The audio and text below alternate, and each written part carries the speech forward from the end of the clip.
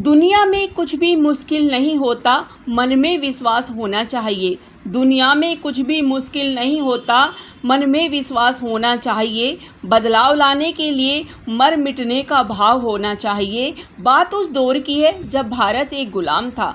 बात उस दौर की है जब भारत एक गुलाम था।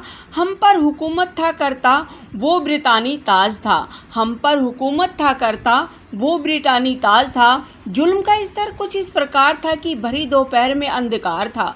जुल्म का स्तर कुछ इस प्रकार था कि भरी दोपहर में अंधकार था। हर पल मन में एक ही ख्याल सताता कि अब अगला कौन शिकार था, कि अब अगला कौन शिकार था। किंतु फिर भी मन में विश्वास था, किंतु फिर भी मन में विश्वास था, क्योंकि कलम का ताकत पास था। जो मौखिक शब्द न कर पाते, ऐसे में ये एक शांत हथियार था। जो मौखिक शब्द न कर पाते, ऐसे में ये एक शांत हथियार था।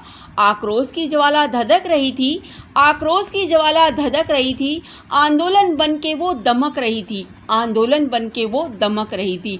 स्वतंत्रता की बात क्या उठी, स्वतंत्रता की बात क्या उठी। चिंगारे शोले बन चमक रही थी। लिख लिख कर हमने भी गाथा, दिलों में शोलों को भड़काया था। लिख लिख कर हमने भी गाथा, दिलों में शोलों को भड़काया था।